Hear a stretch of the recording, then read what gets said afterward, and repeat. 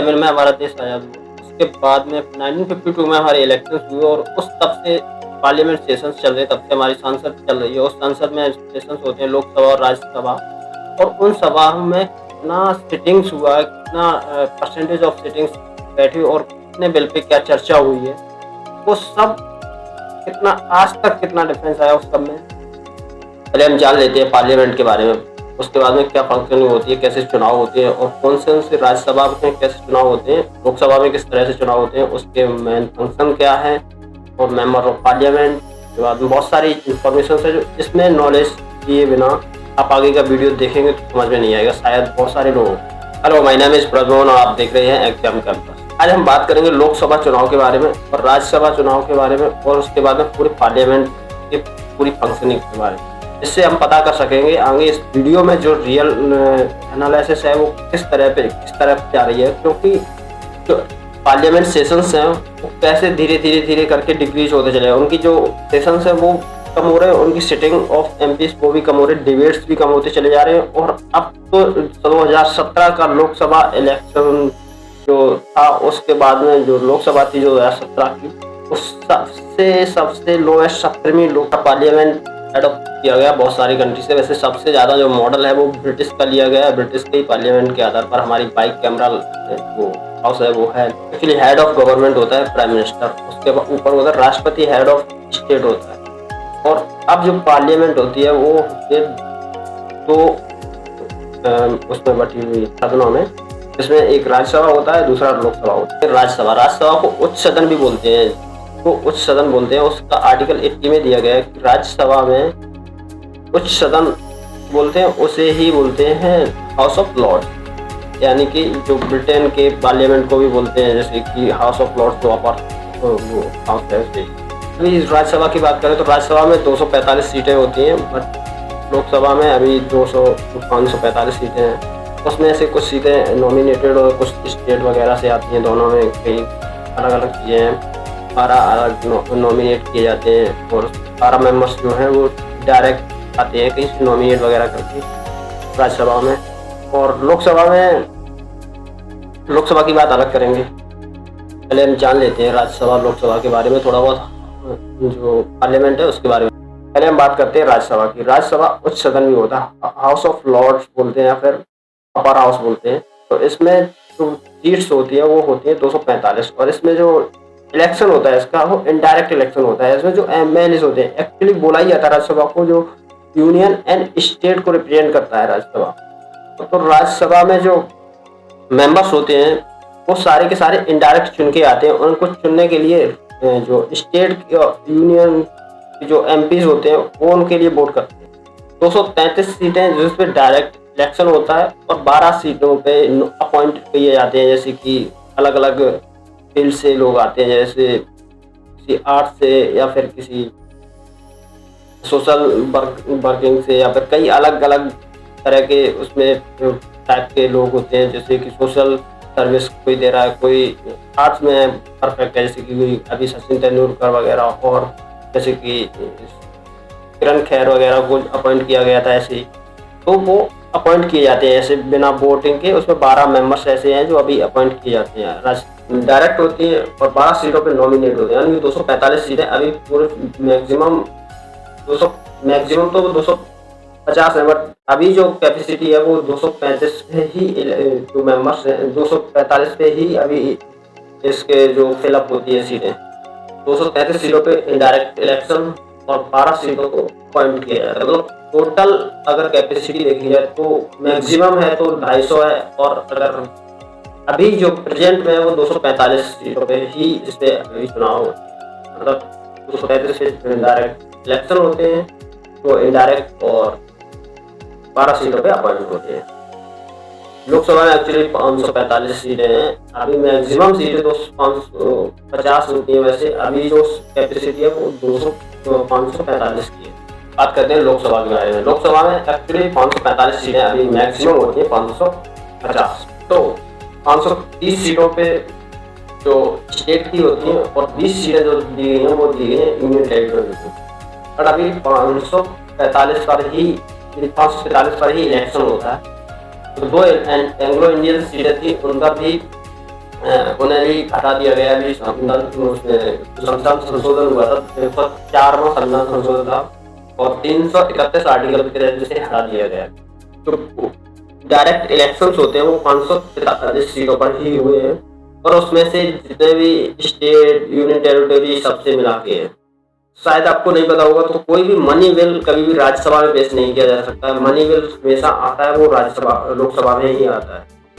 ऐसे तो कितने ही बिल होते हैं जो पास हो जाते हैं, ऐसे डायरेक्ट जो गवर्नमेंट है डायरेक्ट पास कर देती है, इसका कोई भी अस्तित्व नहीं होता है, उन्हें कोई भी डिबेट नहीं होती है खास, और उन्हें ऐसे ही लाके 20 मिनट में 30 मिनट के अंदर पास करके और कानून बना दिया जाता है। ये अपोजिशन, अभी तक कोई अपोजिशन का अपना लीडर नहीं था। अब पहली बार 2024 की 18th लोकसभा में पहली बार कोई अपोजिशन लीडर बना, वो राहुल गांधी को अभी अपोजिशन लीडर बना दिया गया है। तो बहुत बड़ा लोकसभा राज्यसभा के बारे में बात करें तो बहुत बड़ा वीडियो हो जाएगा, तो मैं बस एक खत्म करता हूँ लोकसभा, राज्यसभा और लोकसभा के बारे में बात। क्योंकि राज्यसभा लोकसभा में मोस्टली लोग जानती हैं, जो संसद टीवी में सब दिखाया जाता है अभी, और उस टीवी की वजह से लगातार जो नेताओं के बिहेवियर है वो चेंज होते चले जा रहे। उनको ऐसा लगता है कि डिबेट के टाइम पे वो ऐसा लगता है कि वो एक तरह के भाषण का प्रयोग कर रहे हैं, भाषण देने लग रहे हैं। 17th लोकसभा चुनाव था, उसमें सबसे ज्यादा 17th लोकसभा में सबसे कम टाइम की उसमें डिबेट हुई और सबसे ज्यादा मतलब इतना बड़ा टाइम जो 1952 से लेकर 2024 तक पहली बार तो कोई ऐसी लोकसभा थी जिसमें सबसे कम टाइम डिबेट हुआ। अपोजिशन कभी भी चाहती नहीं है कि कोई डिबेट हो, क्योंकि अपोजिशन हमेशा अपना एक कॉपी कॉन्स्टिट्यूशन का कॉपी लेके खड़ी हो जाती है और उसके बाद में उन्हें लगता है कि बस हम ये कॉन्स्टिट्यूशन को कॉपी दिखा के पार्लियामेंट में जो डिबेट हो रही है और जो मेन गवर्नमेंट है उसको हम अपोज करते रहेंगे, इससे डिबेट नहीं होती है। अपोजिशन का आरोप रहता है गवर्नमेंट ने जो आज की लीडरशिप है वो खत्म करती जा रही है, पार्लियामेंट को, संविधान को खत्म कर रही है। एक्चुअली संविधान को खत्म नहीं किया जा रहा है, यहाँ पे जो डिबेट्स है उसे खत्म किया जा रहा है। संविधान के जो लिखे हुए कानून को उनको फॉलो नहीं किया जा रहा। रियलिटी यही है कि एक तरह का कानून को फॉलो नहीं किया जा रहा तो लोग कहेंगे कि ये संविधान खत्म नहीं हुआ। संविधान खत्म नहीं हुआ। एक्चुअली अपोजिशन की ये काम है कि वो डायरेक्शन को दिखाए, बताए और उनको सही ऐसे उस रूट पे लेके आए। अभी 18th लोकसभा चुनाव हो चुका है, उसके बाद में गवर्नमेंट भी चुन के आ चुकी है इंडिया की। अब जो गवर्नमेंट है उसको क्या इसके अब आगे काम करने के तरीके और किस तरह से ये काम करेंगे आगे, इसको मेंटेन करने के लिए अपोजिशन का एक लीडर चुन भी लिया गया है। और इसके बाद अपोजिशन भी इस बार पावर में है काफी, इस चीज से अपोजिशन के पास में जो अपोजिशन अब हैंडल कर सकती है सिचुएशन को, कि गवर्नमेंट अपनी मनमानी नहीं कर सकती। बट हाँ, गवर्नमेंट तो चाहती है, जो गवर्नमेंट में जो पार्टी है वो तो चाहती है कि डिबेट हो, बट जो अपोजिशन वाले हैं खुद ही नहीं चाहते कि पार्टी एक्चुअली में कहीं भी डिबेट हो। और इस वजह से इतने सेशंस कम होने लगे हैं पार्लियामेंट में, तो बहुत ही ज़्यादा एक खतरनाक चीज़ बोली जा सकती है कि एक कंट्री के लिए जहाँ पे पार्लियामेंट इसलिए बनती है जहाँ डिबेट हो, अच्छे से कानूनों पे, किसी भी कानून या किसी भी बिल पे जो कानून लागू हो उसको कम से कम देखा तो जाए, कम से कम उनको सुना तो जाए, उसके बाद में वो अपना कुछ एडवाइस देना चाहें, कुछ अपनी तरह से कुछ जोड़ना चाहें, तो इस वजह से डिबेट होती है।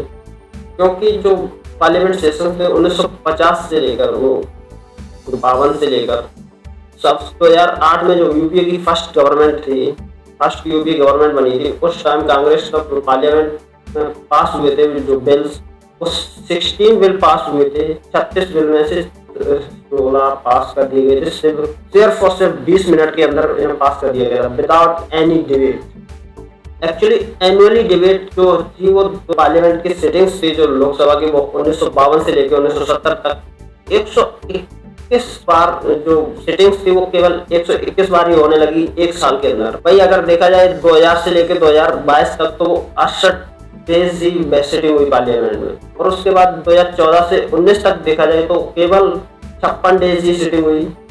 तो 2019 से जो स्लाइटली बेटर हुआ, 15th लोकसभा में थोड़ी ज्यादा बैठक हुई। उसके बाद में उस काम पीआरएस की रिपोर्ट के अनुसार, पीआरएस एक नॉन प्रॉफिट ऑर्गेनाइजेशन है, उसने देखा कि जो गवर्नमेंट थी उसमें जो बिल पास हुए थे 17 बिल पास कर दिए गए थे राज्यसभा में without any debate. Second term की मोदी की जो वो भी बिना डिस्कशन और बिना डिबेट के पार्लियामेंट में जो पार्लियामेंट फंक्शन हुआ वो 1/4 था शेड्यूल टाइम के। मोदी के सेकेंड टर्म में तो जब से मानसून सेशन से स्टार्ट हुआ था तो उस टाइम जो पार्लियामेंट का फंक्शनिंग पार्लियामेंट का वो 1/4 हो गया जो अपने शेड्यूल टाइम से। राज्यसभा में 9 बिल पास हो गए, वो भी 17 मिनट पर बिल के साथ। वही लोकसभा में भी 11 बिल पास हुए, spending only 8 minutes on average each bill. और विंटर में 2016 में तो रिकॉर्ड ही तोड़ दिया, 15% ही शेड्यूल टाइम के हिसाब से लोकसभा पे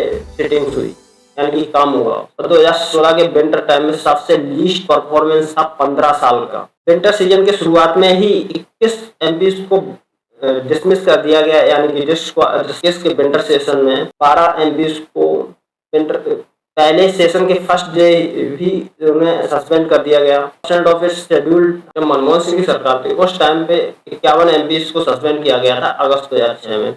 वही फरवरी 2014 की बात करें तो 139 एमपीज को सस्पेंड कर दिया गया 2015 से 2022 के बीच में। अगर पार्लियामेंट के हिसाब से जो स्टैंडिंग कमेटी के हिसाब से देखा जाए तो 1943 पार्लियामेंट सेशंस हैं वो इतने रिड्यूस हो चुके हैं, आज की डेट में डिबेट करने की कोई बात ही नहीं होती है। डायरेक्ट बिल आए, थोड़ी देर डिस्कशन हुआ, क्योंकि उनकी पूर्ण बहुमत से सरकार है तो वो अपने हिसाब से ही उसी बिल को पास करके